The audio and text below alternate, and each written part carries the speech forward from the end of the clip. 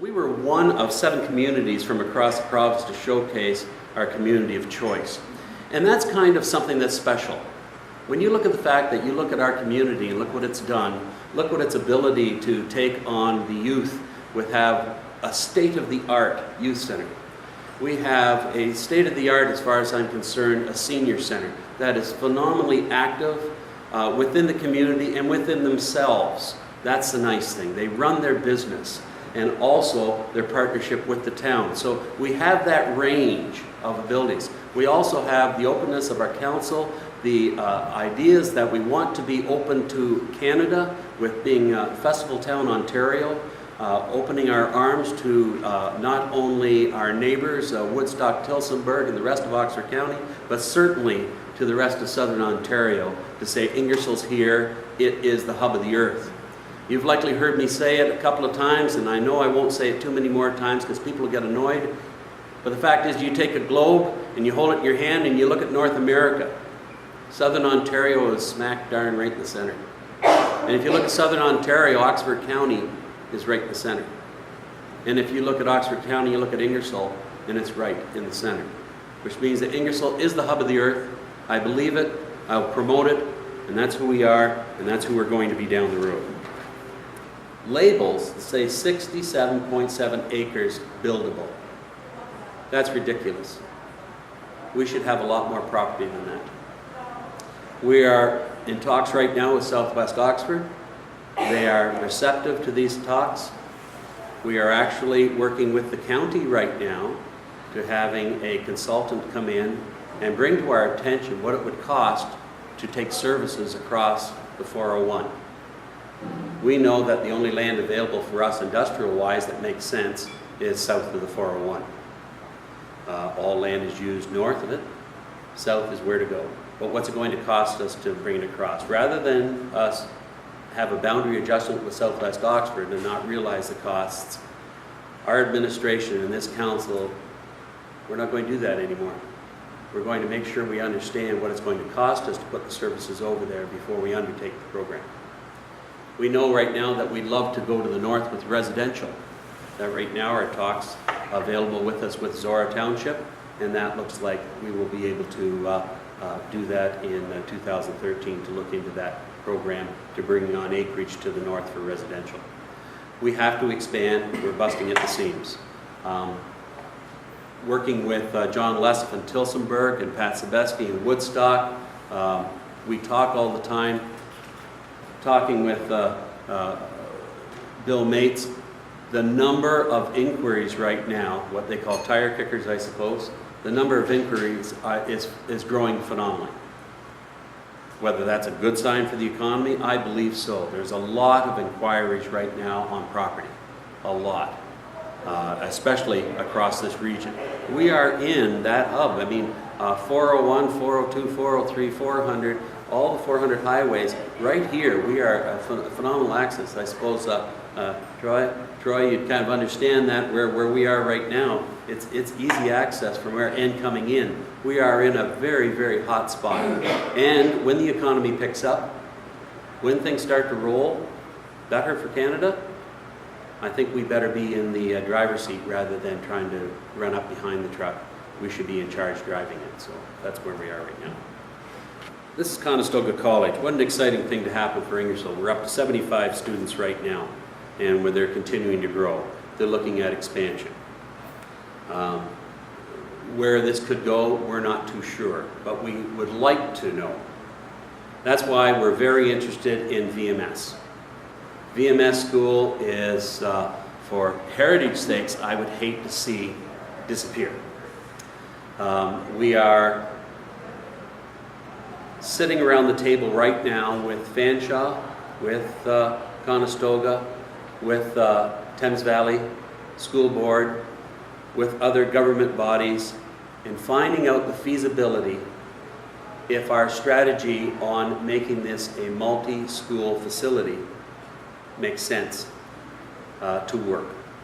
It would be a program that Ingersoll would not be running in the long run. We're not in that business.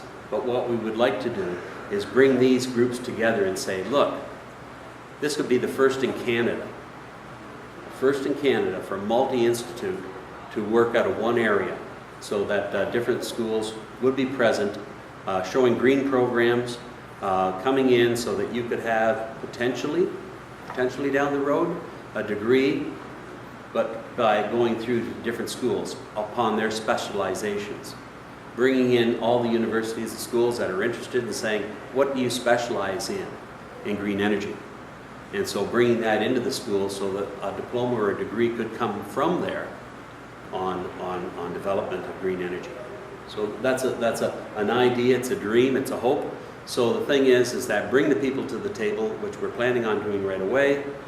We've already, I'm not too sure if we have a date set on that meeting yet, but that is in the works right now to hopefully see if that is a possibility. And it would be a great thing for Ingersoll to have happen.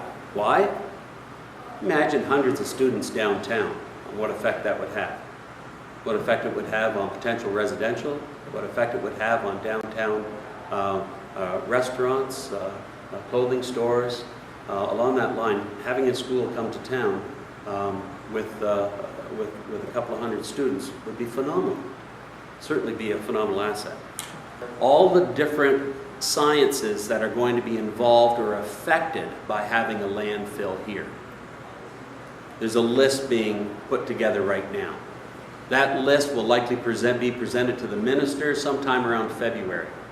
The minister will say this is a good list or it's a bad list, and go for it. So what will happen then is that list will have scientists that will pick out each one of those items from Walker Environmental, and they will do environmental assessments on that. Those environmental assessments then will be brought forward, and we as a group, as a community, have the opportunity to put peer studies against those environmental assessments. Against, I don't mean negatively, I just mean against in the sense of study.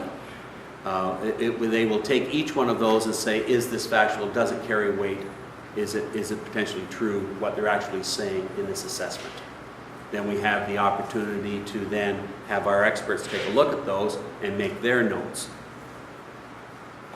Environmental assessments, peer reviews then, at a time that we do not know at this point in time, that could take 2 to 3 years to assemble those, will then be presented again to the minister, and they will go through each of them and then give knowledge on whether it is acceptable or not acceptable. Right from the very start, I asked Walker, what advantage is it to Ingersoll? There isn't one. We are within a kilometer. Cami plant's what? A kilometer long or a mile long? Kilometer long? You're talking the length of Cami away from us. 2 lengths of Cami is likely to put you right downtown. That's in the area that odors will be transmitted, potential dust. What are other? The water. The biggest thing that affects the town to me is the social impact. I had a lady come up to me the other day, an elderly lady, and said, Ted, I voted for you to be mayor, and I trust you. Tell me when I quit drinking the water. You know, there's a fear there. It's unfounded. The water's fine. It'll be constantly tested, and it'll constantly be looked at, and the water will be fine. But the fear is there, the social impact.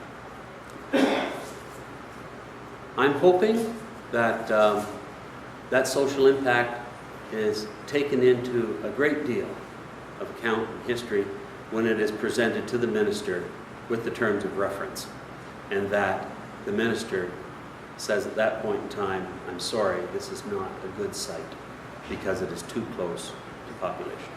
I'm hoping that takes place.